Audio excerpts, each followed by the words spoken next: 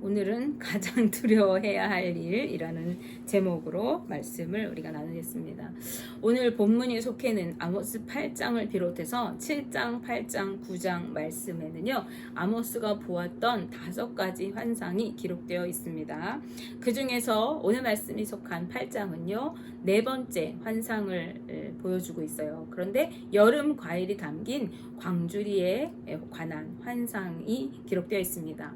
이 환상은 하나님의 심판이 이제 곧 이스라엘에게 이르게 될 것임을 예고하는 그러한 내용을 담고 있습니다.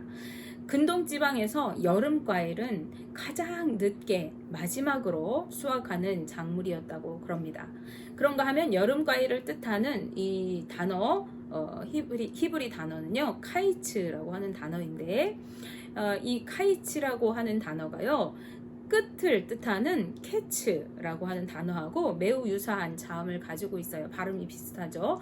그래서 이것은요, 유사한 언어를 통해서 그 뜻을 전달하는 언어 유의적인 표현이에요. 즉, 이제는 이스라엘 백성의 끝이 이르렀음을 뜻하는 말입니다. 말씀에도 이러한 표현이 잘 나타나 있어요. 아모스 8장 2절 말씀을 보시면, 그가 말씀하시되 아모스야 내가 무엇을 보느냐, 내가 이르되 여름과일 한 강줄이니이다 하매 여호와께서 내게 이르시되 내 백성 이스라엘의 끝이 이르렀은즉 내가 다시는 그를 용서하지 아니하리니 라고 말씀합니다. 하나님께서 아모스에게 환상을 보여주시고 네가 무엇을 보았느냐 라고 물으셨어요. 그래서 이 아모스가 여름 과일을 보았습니다 라고 대답하자 곧바로 이어서 이스라엘의 끝이 이르렀다. 그리고 다시는 그들을 용서하지 않겠다. 이렇게 하나님께서 말씀하시는 것이에요. 이 환상에 앞서서 첫 번째 환상과 두 번째 환상인 메뚜기와 불에 관한 환상 하나님께서 이스라엘을 어떻게 심판하실 것인지 그 방법에 대해서 보여주는 환상이었습니다. 이 메뚜기 재앙 그리고 불 재앙을 볼 때 아모스는요, 이스라엘을 위해서 하나님 그 심판을 거두어 주옵소서, 우리가 연약합니다 라고 이렇게 2번이나 기도했어요. 그래서 하나님께서는 아모스의 기도를 들으시고 그 심판의 뜻을 2번이나 돌이키셨습니다. 하지만 여전히 죄악 가운데 살아가는 이 이스라엘 백성들에게 심판의 다림줄이 드리워졌어요. 그래서 세 번째 환상은 이 다림줄 환상입니다. 이 다림줄 환상부터는 어쩔 수 없이 하나님께서 이스라엘 심판하실 수밖에 없다. 그 심판의 임박성을 점진적으로 보여주고 있는 거예요. 이제 불가피하게 이들은 심판할 수밖에 없다는 것이죠. 따라서 이제는 더 이상 그들이 용서받지 못할 것이고 이제 그들에게 끝이 이르게 되었다. 이스라엘 민족은 이제 멸망하게 될 것이다 라고 하는 그 말씀입니다. 특히 이 8장 말씀에는요, 이스라엘의 죄악상을 설명하고 있는데, 가장 먼저는 이들의 죄가 뭘까요? 이것은 그들은 하나님, 여호와 하나님을 떠나서 살았다는 것입니다. 하나님을 경외하지도 않고 하나님의 말씀을 따르지도 않았어요. 그들은 하나님을 떠나서 음란하게 우상들을 섬기고 우상 앞에서 맹세하였습니다. 아모스 8장 14절 말씀을 보시면, 사마리아의 죄된 우상을 두고 맹세하여 이르기를 다나 내 신들이 살아있음을 두고 맹세하노라 하거나 브엘세바가 위하는 것이 살아있음을 두고 맹세하노라, 이렇게 하는 사람은 엎드러지고 다시 일어나지 못하리라 라고 말씀하고 있습니다. 이방 신들을 섬기고 그들을 따랐던 자들이 있었고 그들을 심판하실 것을 예고하고 계신 것이죠. 이들은 하나님의 거룩한 백성으로서 주님을 경외하고 주의 말씀을 따라서 살아가야 했습니다. 그런데 오히려 이방 신들을 섬기고 그 도를 따르는 것은 하나님을 배반하고 멸시하는 행위가 되는 것이죠. 그렇기 때문에 하나님께서는 그들을 반드시 심판하시고 다시 일어서지 못하게 하신다고 말씀하시는 것입니다. 하나님을 떠나서 살았던 이스라엘 백성들, 말씀대로 순종하여 살지 않았던 그들은요, 도덕적으로 윤리적으로 타락한 삶을 살아가게 되었습니다. 그들은 가난하고 힘없는 자들을 착취하고 억압하였고 온갖 불법과 부정을 저질렀어요. 자, 아모스 8장 4절에서 6절 말씀을 보시면요, 그들은 물질에만 집착하고 돈을 벌기 위해서는 어떠한 수단과 방법을 가리지 않았던 것으로 보여집니다. 나만 잘 살게 된다면 비록 정직한 방법이 아니어도 상관없이 부정한 상거래를 자행했고 다른 사람들을 속이고 이용해 먹으려고만 했어요. 말씀을 보실까요? 가난한 자를 삼키며 땅에 힘없는 자를 망하게 하려는 자들아, 이 말을 들으라. 너희가 이르기를 월삭이 언제 지나서 우리가 곡식을 팔며 안식일이 언제 지나서 우리가 밀을 내게 할고 에바를 작게 하고 세계를 크게 하여 거짓 저울로 속이며 은으로 힘없는 자를 사며 신 한 켤레로 가난한 자를 사며 찌꺼기 밀을 팔자 하는도다 라고 말씀합니다. 하나님께서는요, 이들이 가난한 자를 삼키며 힘없는 자를 망하게 하려는 자들이다 라고 말씀하세요. 삼킨다 라고 하는 말은요, 완전히 짓눌러 버린다 라고 하는 말입니다. 즉 그의 모든 삶을 철저하게 착취해서 이용하는 것을 나타내는 표현인 것이죠. 그런가 하면 망하게 한다 라는 말은요, 완전히 없애버린다, 제거해버린다 라고 하는 뜻입니다. 즉 회생불능의 상태로 만들어버린다는 뜻이 되겠습니다. 이것은 매우 악한 행위이고 하나님은 오히려 가난하고 소외되고 어려운 사람들을 돌보고 그들을 외면하지 말고 백성들 가운데 그들이 잘 섞여 살아가도록 도와주라고 말씀하셨어요. 사람들은 대부분 가난하고 힘이 없어도 어떻게든지 먹고 살려고 아둥바둥 열심히 살아갑니다. 그런 자들은 조금만 우리가 도움을 주면은 훨씬 더 평안한 삶을 누리게 될 수가 있죠. 하지만 탐욕과 이기심에 눈이 가려진 이스라엘 백성들, 물질에만 눈이 멀고 돈만 집착하며 살아갔던 그들은요, 그렇게 가난하고 어려운 이웃들을 도와주는 것이 아니라 오히려 힘없는 자를 은으로 샀다고 말씀하고 있습니다. 이것은 그들을 돈을 주고 사서 종으로 삼았다라고 하는 이야기입니다. 그런가 하면 신 한 켤레로 가난한 자를 샀다고 말합니다. 가난한 자들을 인력을 동원해서 품삯을 주고 고용을 했는데 제대로 된 품삯을 지불하지 않고 신 한 켤레 값만 주고 그를 노동을 부려먹었다는 거예요. 이건 뭐예요? 착취를 의미하는 것입니다. 이처럼 타락한 이스라엘 백성들은 하나님께서 돌보라고 하신 가난하고 어려운 이웃과 그리고 형제를 오히려 착취하고 종으로 삼고 물건처럼 거래하면서 그들을 돌보기는커녕 함께 살아갈 수 없도록 완전히 짓눌러 버렸습니다. 이로 인하여 부당한 관계가 형성되었어요. 부유한 자들은 계속 부를 축적하게 되고 또 가난한 자들은 더 이상 회생할 수 없는, 회생의 기회조차도 없는, 그래서 계속해서 절망적인 삶을 살아갈 수밖에 없는 그런 상황이 되게 했던 것입니다.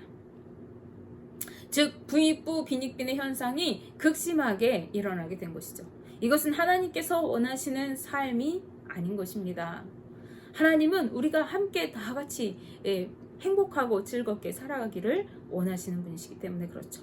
그런데 나라가 그리고 사회가 부도덕하게 되어 갈수록 이러한 현상들이 심하게 나타나게 되는 것입니다. 함께 더불어 살아가는 사회가 무너지고 다른 사람을 밟고 올라서려고 하고 이용해 먹으려고만 하는 무한 경쟁 사회, 탐욕적이고 이기적인 사회가 되어질 때 일어난 것이죠. 이것은 마치 오늘을 살아가는 우리의 모습과도 많이 닮아 있어요. 우리가 부강한 나라가 되고 국민 소득이 올라간다고 말은 하는데 잘 사는 사람들은 한없이 잘 살고 그래서 돈이 돈을 번다 이런 말들이 있어요. 또 그런가 하면 가난한 사람은 살 소망이 없는 나라가 되어지는 것은 그 나라가 윤리와 도덕이 무너졌다는 이야기입니다. 이것이 세상에만 해당되는 이야기일까요? 그랬으면 좋겠지만은 안타깝게도 오늘날 교회 안에도 이러한 문화가 어느새 자리를 잡은 지 오래된 것 같습니다. 돈 많고 잘 사는 성도들이 또 헌금을 많이 하고 교회에 앞장서서 일하는 성도들이 잘 대접을 받고 가난하고 별로 영향력도 없고 일도 잘 못하는 그런 성도들은 소외되고 외면을 당하는 경우가 교회 안에 왕왕 있습니다. 교회에서 섬기는 일도 영향력 있는 자리에서 섬기기 위해서 서로 경쟁을 하고 그 자리를 차지하려고 그래서 직분이 어느새 계급인 것처럼 여겨집니다. 경쟁하는 관계 속에 있게 되죠. 그래서 장로 피택 받기 위해서 세상과 같이 돈을 써서 선거 로비를 하기도 하고요. 또 장로가 피택되지 못하면 또 안수 집사가 안 되면 교회를 떠나가는 경우들도 있습니다. 그런가 하면 직분을 받게 되면 어떤가요? 이전에는 겸손했던 사람도 그러한 직분을 받게 되면 어느새 목에 힘이 들어가게 되고 이렇게 거들먹거리는 그러한 사람들도 우리가 볼 수가 있습니다. 이것이 세상과 다를 바가 무엇입니까? 이런 모습이 우리 교회 안에 있는지 우리는 철저히 살펴보고 또 그런 모습이 있다고 한다면 회개하면서 하나님 앞에 나아가야 합니다.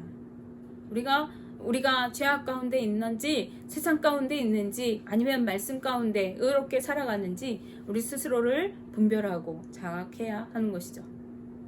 그런가 하면 타락한 이스라엘 백성들은요 공공연하게 불법적인 거래를 행했어요. 그들은 에바를 작게 하고 세겔은 크게 한다 이렇게 말합니다. 에바는 밀과 보리와 같은 곡식을 이렇게 측량하는 단위입니다. 우리도 쌀이나 보리나 이런 거 측량할 때 한 대, 두 대 또는 한 말, 두 말 이렇게 단위로 붙이잖아요. 이 에바가 그러한 단위 중에 하나예요. 즉 곡식을 담는 용기를 말하는데 그 용기를 정량보다 적게 만들자 하는 거예요. 그리고 그런 거 하면 세겔은 크게 한대요. 세겔은 뭐냐면 화폐의 단위입니다. 그래서 세겔을 크게 한다라고 하는 말은 그 값을 비싸게 매긴다라고 하는 거예요. 다시 말해서 이것은요 물건은 적게 주면서 값은 비싸게 매기는 것을 말합니다. 여기에 더해서 거짓 저울로 속인다고 말해요. 저울을 이렇게 조정을 해가지고 정량보다 조금 덜 나가는데 정량을 가리키도록 이렇게 한다는 것이죠. 이렇게 부정하게 불공정하게 거래를 벌인다는 거예요. 이런 거래가 많은 이유는 이윤을 많이 남기려고 하는 것이죠.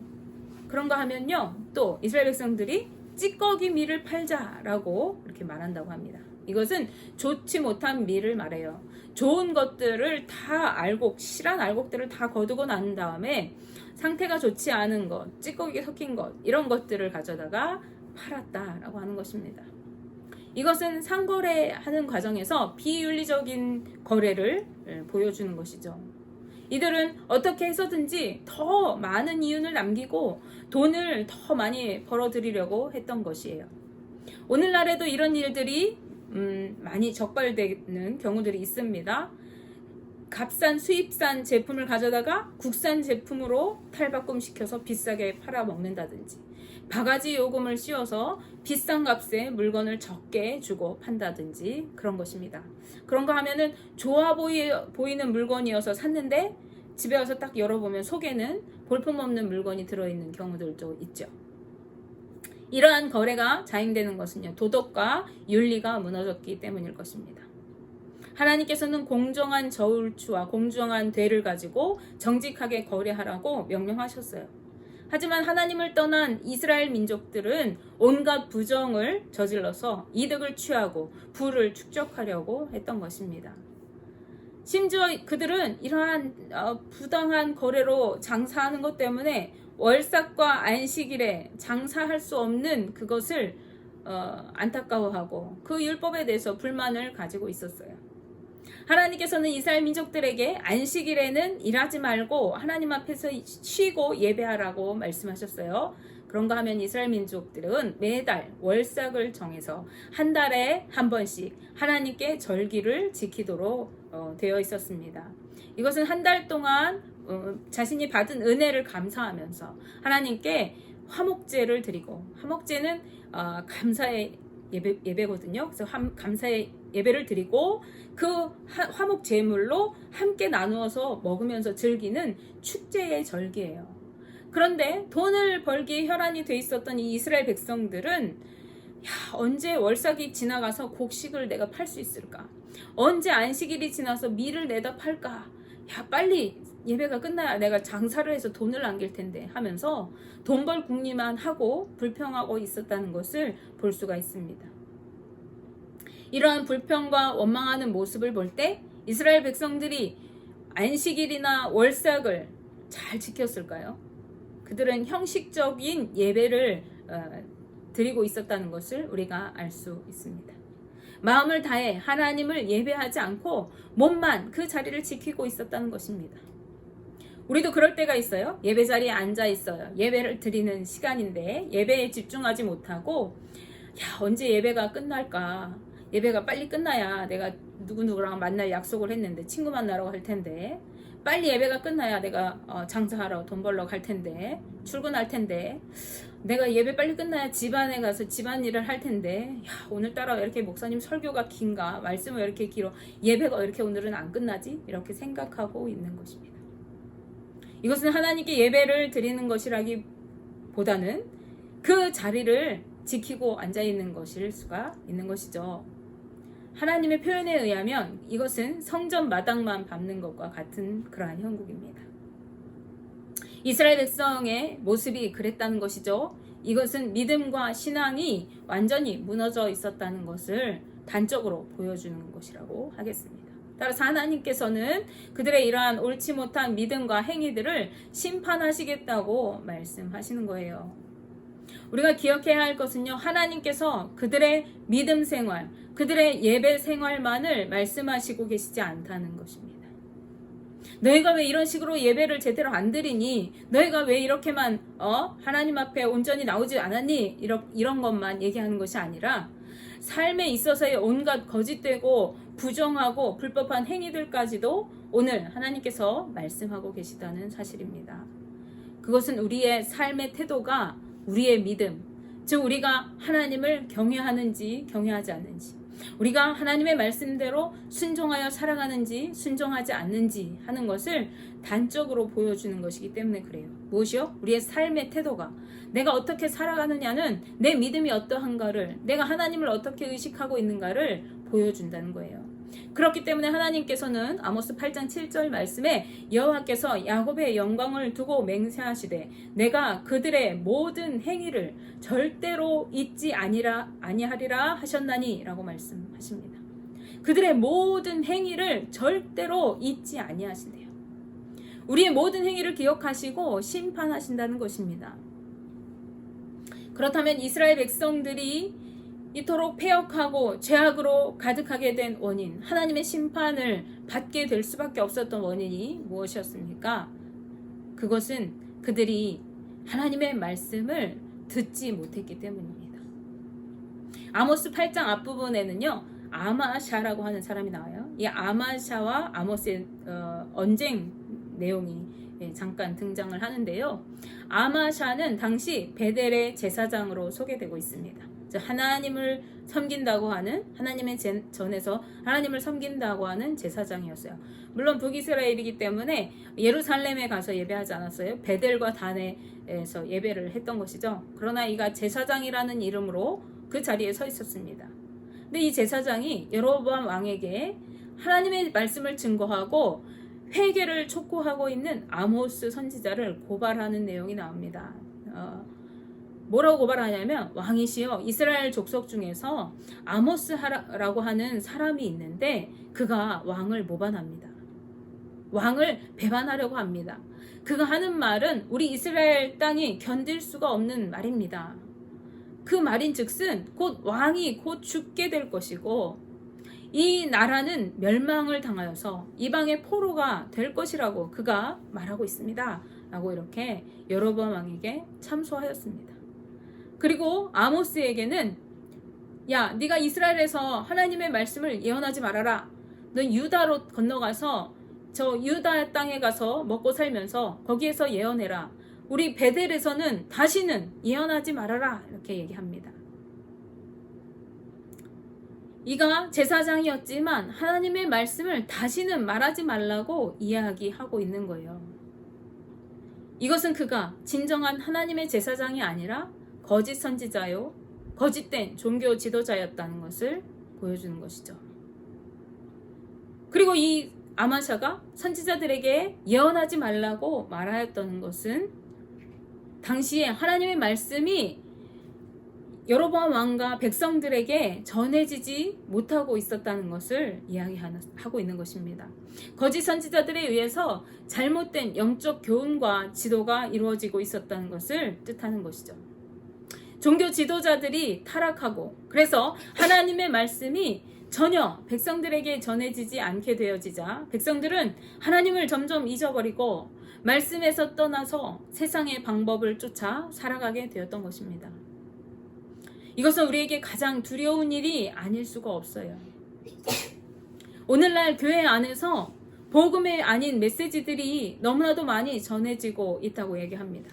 게다가 온라인과 SNS 등을 통해서 여러 가지 방법과 통로들을 통해서 그것들이 우리 주변에 쉽게 전해집니다. 핸드폰을 켜기만 하면 그것들이 쏟아져 나와요. 그렇기 때문에 무분별하게 잘못된 이 복음의 메시지를 듣고 미혹되어서 하나님과 관계없이 살아가게 되는 그런 사람들이 무수하게 생겨날 위험성이 높아진 시대, 그런 시대가 바로 오늘입니다. 오늘 본문에서 하나님은요, 심판으로서 기근을 그 땅에 보내시겠다고 말씀하세요. 물론 우리가 육적으로 기근을 맞으면 흉년이 들어서 먹을 것이 없으면 그것도 두렵고 힘든 일입니다. 그런데 육적인 이 기근은 우리가 몸으로 확 체감이 되기 때문에 어떡하지? 이렇게 경각심을 갖게 돼요. 근데 우리가 자각하지 못하는 이 영적 기근은요, 우리에게 진리를 따르지 않고 멸망과 죽음의 길로 가도록 하기 때문에, 그런데 그것을 우리가 자각조차도 못하기 때문에 더 위험하고 두려운 일인 것입니다. 아모스 8장 11절에서 13절 말씀 우리가 함께 보시면 하나님께서는 이 심판에 대해서 이렇게 예고하고 계세요. 주 여호와의 말씀이니라. 보라, 날이 이를지라. 내가 기근을 땅에 보내리니 양식이 없어 주림이 아니며 물이 없어 가람이 아니요 여호와의 말씀을 듣지 못한 기갈이라.